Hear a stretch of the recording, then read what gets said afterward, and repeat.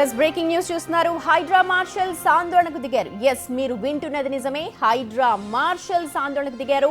తమ జీతాల్లో కోత విధించారు అంటూ మాజీ ఆర్మీ సైనికులు నిరసన చేపట్టారు. హైడ్రా కూల్చివేతలు చేస్తున్న ప్రతి చోట బందోబస్తు నిర్వహిస్తున్నట్టుగా మార్షల్స్ అంటున్నారు. 29,000 రూపాయలు ఉన్న తమ జీతంలో 7,000 రూపాయలు కోత విధించారు అంటూ వాళ్ళు ఆందోళన బాట పట్టారు. ఇచ్చిన ప్రతి టాస్క్ ని కూడా సమర్థవంతంగా నిర్వహిస్తున్నట్టు పేర్కొన్నారు. జీతాలు తగ్గించడం కరెక్ట్ కాదు అంటూ మార్షల్స్ అంటున్నారు.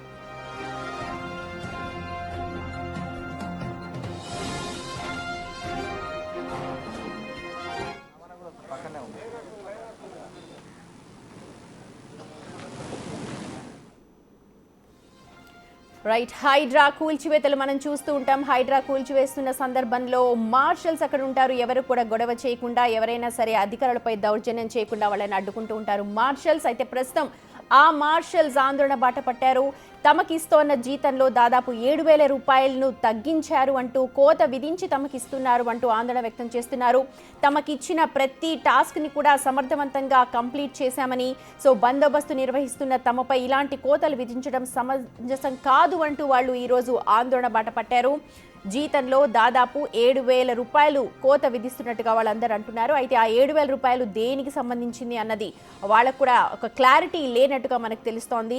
ఇప్పటి వరకు ఏవైతే హైడ్రా కూల్చివేతలు చేపట్టిందో వాటన్నిటిని కూడా తాము సమర్థవంతంగా నిర్వహించామని, ఎక్కడైనా ఏమైనా గొడవలు జరిగితే అధికారులు పాల్గొన్న చోట ఒకవేళ స్థానికులు ఏమైనా గొడవకు దిగినా లేకపోతే దాడికి పాల్పడ్డా తాము వారందరినీ కూడా అడ్డుకున్నామని, వారికి సంజాయించామని చెప్పి కూడా మార్షల్స్ అంటూ ఉన్నారు. అయితే ఇంత రిస్కీ జాబ్లో ఇలాగా జీతాలు కట్ చేసి ఇవ్వడం సమంజసంగా లేదు అని అంటూ మార్షల్స్ ఇప్పుడు ఆందోళన బాట పట్టారు.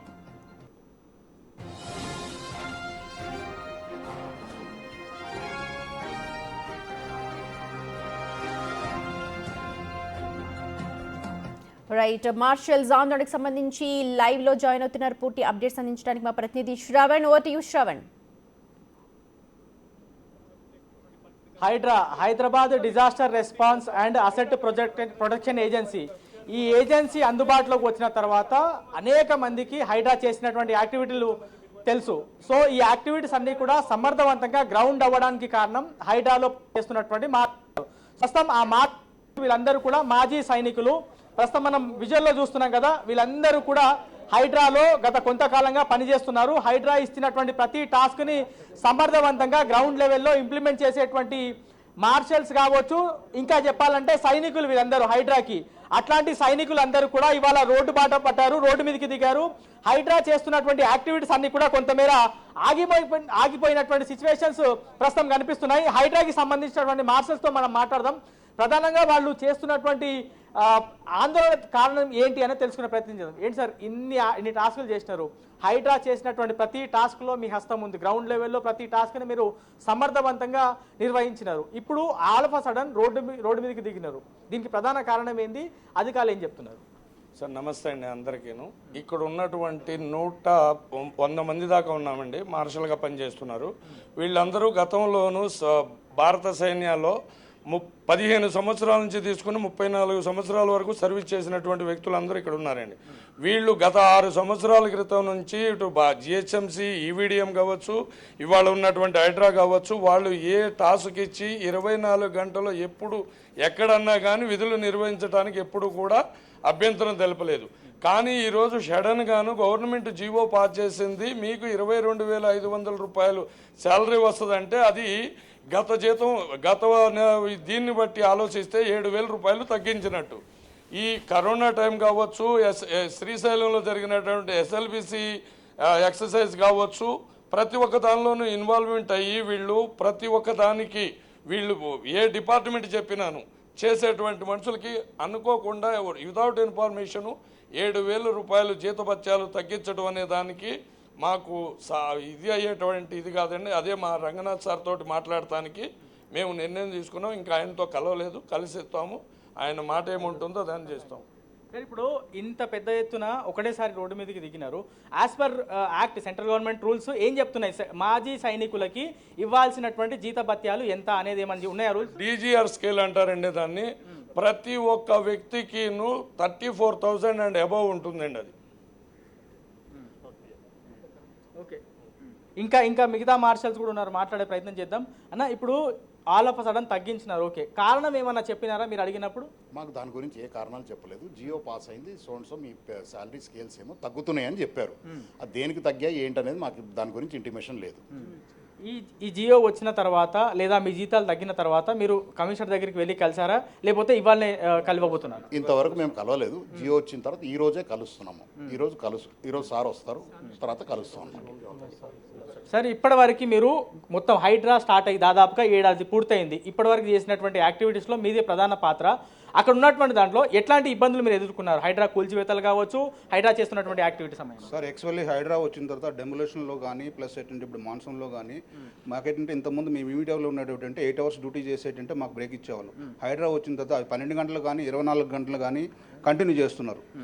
యాక్చువల్ ఏంటంటే 8 అవర్స్ చేసిన తర్వాత ఎక్స్ట్రా చేస్తుంది, దానికి ఓటీ దొరుకుతుంది ఎక్కడైనా సరే ప్రైవేట్ ఏజెన్సీలో. బట్ ఏంటంటే ఇక్కడ అది కూడా లేదు. ఉన్న జీతాన్ని కూడా కట్ చేసి వితౌట్ ఇన్ఫర్మేషన్ ఏంటంటే ఈ విధంగా చేయడం అంటే అన్యాయం. యాక్చువల్లీ మేము జిహెచ్ఎంసీలో ఏపీఎన్ ఆర్మీ ప్లేస్మెంట్ నోడ్ నుంచి అంటే మేము జిహెచ్ఎంసీ ఈవీడీలో వచ్చాము. మాకు జిహెచ్ఎంసీ ఈవీడీ నుంచి అంటే మాకు చెప్పక చేయక వితౌట్ ఇన్ఫర్మేషన్ హైడ్రాలో కన్వర్ట్ చేసుకుంది.